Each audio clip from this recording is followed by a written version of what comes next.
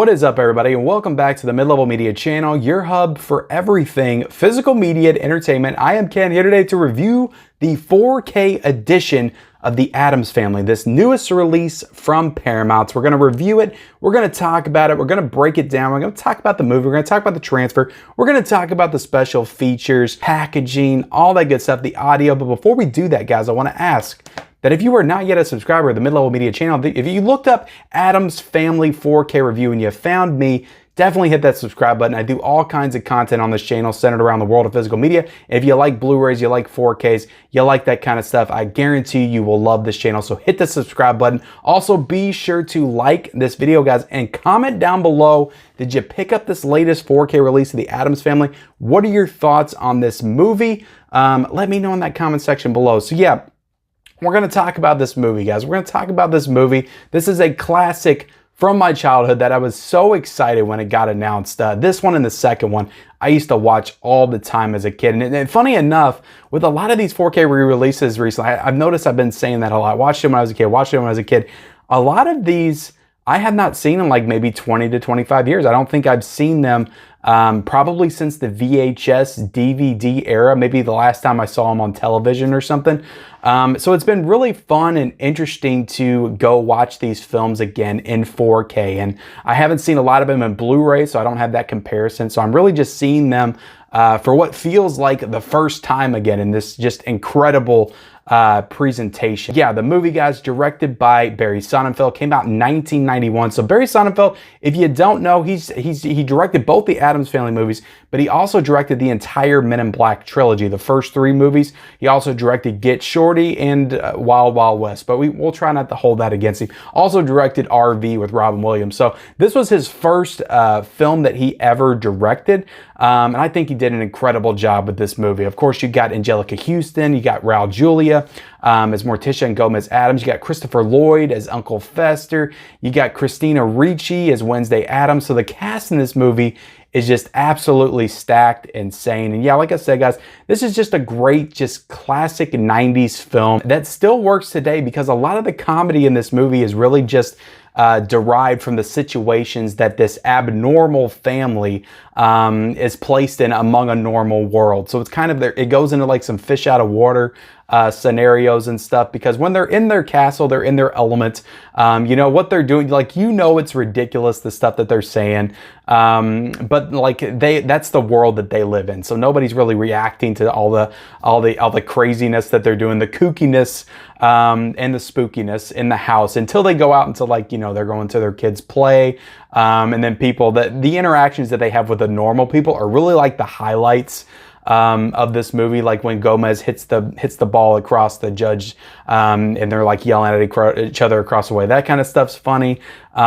Just like probably my favorite part of the movie is when they get kicked out of the house towards the end of the movie, and they're just like living in the normal world for like 20 minutes. Like I want an entire movie of just that sequence. But I feel like I'm getting ahead of myself a little bit. This movie tells the story of the Addams family as they're reunited with their estranged, long-lost Uncle Fester after he has disappeared for 25 years. They thought he was dead, but he comes back. He reappears back into their lives through some suspicious circumstances surrounding that, with him and this older woman that's like playing his mother. So there's some suspicious circumstances as to why he's shown back up, and he's trying to work his way back into this family dynamic in order to help his mother steal the Addams family fortune. So that's kind of the setup to this story. I don't know if this was ever a storyline that was present in the 1960s black and white show. I'm pretty sure that Fester was just always a part of the family. I think this is something new that they wrote for this movie. But yeah, I never watched the 60s black and white show. I think at some point this was like a comic serial too, but I could be wrong about that.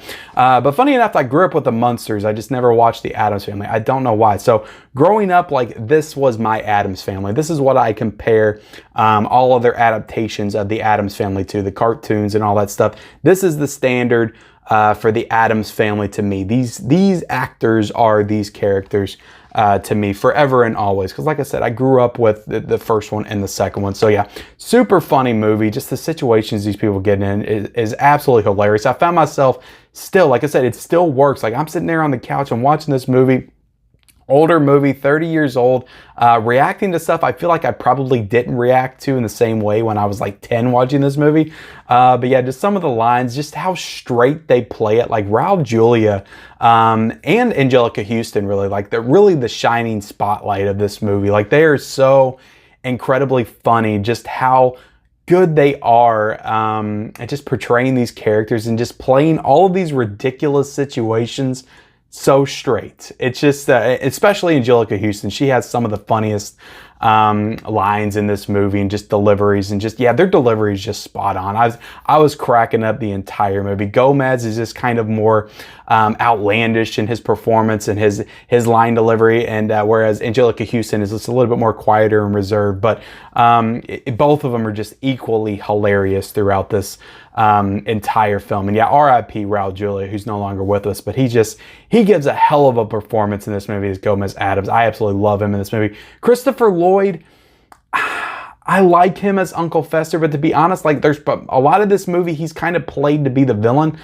So he's not the most likable character, and he kind of gets a little bit annoying every now and then as a character. So, I mean, I love Christopher Lloyd, of course, Doc Brown, some of the other iconic roles that he's been in before, but as this character in this movie, I don't love him. I don't find a lot of the things that he does in this film particularly funny until maybe like the last 10 minutes. It gets, you know, the chemistry starts to develop there. So yeah, just tons of charisma, tons of great line delivery, just tons of fun with this entire cast. Christina Ricci, I think this is one of her, if not her first film. She does a great job as Wednesday in this film. She's super hilarious too. Jimmy Workman as Pugsley is really funny as well. So I love this entire cast. The grandma, you got Lurch, like everybody. I don't know everybody's name, but I love watching this family together interacting. Just all the craziness of the stuff that they do, and just their day-to-day lives, and just the lines that they say, and that they're like electrocuting each other. And I don't know like what the rules are for, like, are they supernatural? Like, how are they not dying in these certain circumstances? It's never really explained. It's just kind of like you just have to accept it. They're out there playing in the lightning, holding up like an antenna in the air, and it's just all kinds of ridiculous happening throughout this movie. It's super funny. It's well shot and directed for first-time director Barry Sonnenfeld. It looks great. It's got great set design, like the mansion and stuff. Everything looks great in this movie. I love all of just the setting, and it just looks like a really well shot, professionally made film. I think the reason for that is Barry Sonnenfeld was a cinematographer before he was a director. So he worked with the Coen brothers on like 3 films. You know, he worked on them with Blood Simple, which there's actually a pretty interesting link between this movie and Blood Simple, because Dan Hedaya, who is in like movies like Dick and Night at the Roxbury and Clueless, he kind of got typecast as like the dad type character in the 90s, but he was in Blood Simple, so I think that's where Barry Sonnenfeld met him, and that's how he got the job in this film. He's really good too, and it's kind of like the villain, like a B villain in this movie to like the A villain, but he's good in this movie. Yeah, he worked on Blood Simple. He also worked on Rob Reiner films, When Harry Met Sally, Misery. He shot both of those films as a cinematographer. So I think that that experience really is why this movie just looks so good and just looks so cinematic as a film. So yeah, there's just some really breathtaking like shots and sequences in this movie. But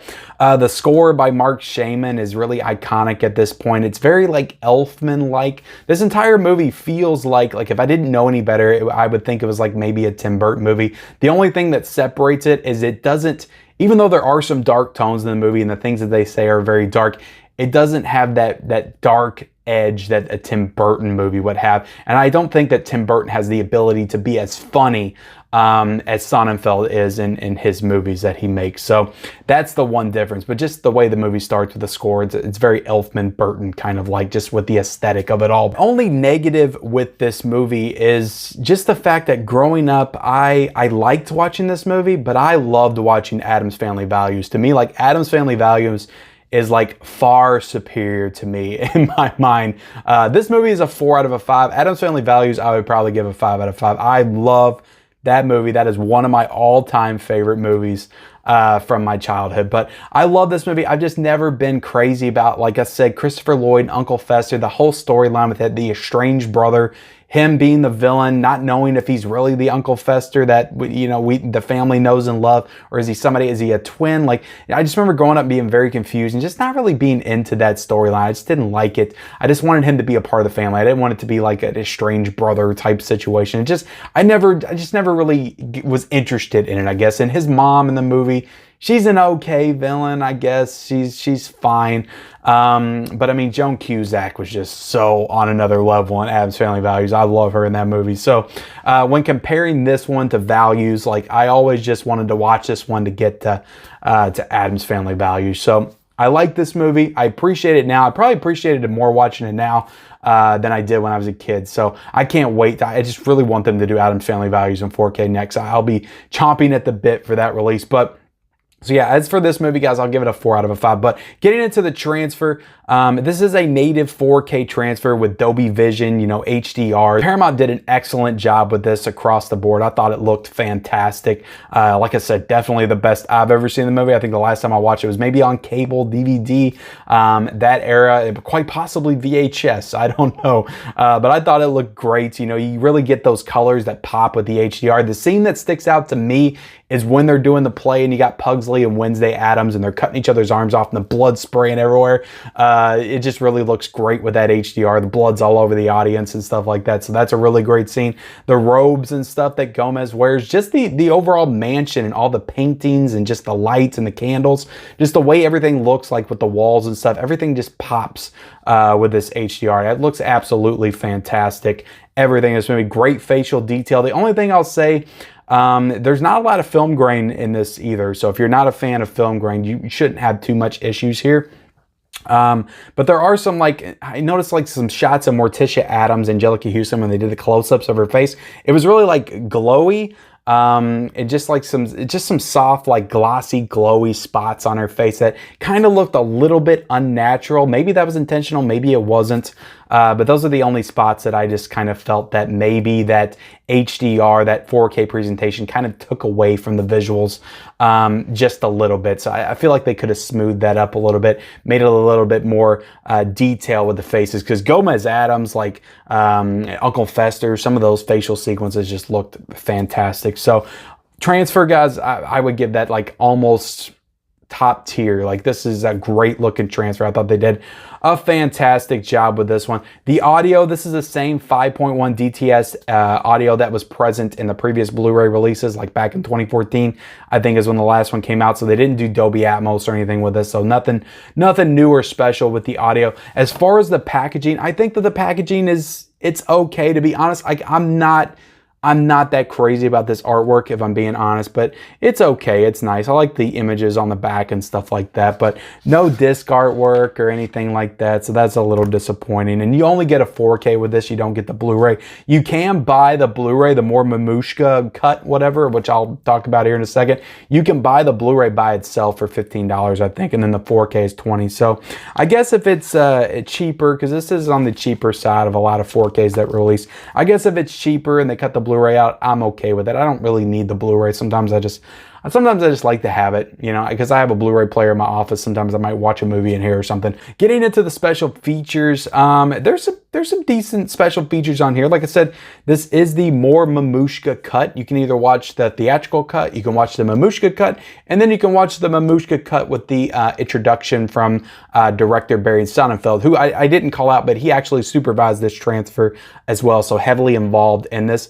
So you can just tell that Barry Sonnenfeld is very appreciative for the opportunity that he was given with this movie. He really loves this movie. He really kind of holds it up on a pedestal in his career. If he's willing to come back and do an introduction, do an entire special feature, there's a 16-minute long just like reflection of him like talking about the making of this movie, which is actually a cool documentary. Yeah, it's like on a Zoom call, but that's a lot of new special features lately. That's really nothing I'm really gonna hold against it. I mean, they got to do what they got to do in these times right now. So that's a good special feature. But the Mamushka cut, I'll explain this to you in a second. I'm going to put this on the thumbnail probably, but I'm going to explain to you just how much more Mamushka is in this 4K release, because I feel like a lot of you guys might want to know this So there's exactly 2 more minutes of Mamushka. So basically what the Mamushka is the little dance that they do in like the party. That's like in that, it's leaning into the 3rd act. Let's say it's right about the hour mark, but Fester comes out. They do the big dance sequence with him and Gomez of the hey. You guys remember it. You guys remember it if you think about it hard enough. But yeah, the Mamushka dance or whatever, they basically add on like 2 minutes. From what I noticed, it was like the opening to the dance where Gomez just has some more dialogue that he's talking with Fester. So that's how much more Mamushka there is. 2 minutes of extra talking by Gomez before the actual Mamushka dance. So with that, guys, look, I think this is a fantastic release. I think that the 4K transfer looks great. I think that this is a really great movie. Like I said, it's not my favorite Addams Family movie. I'm definitely anticipating Addams Family Values coming to 4K, but I do love this movie. It is a classic from my childhood.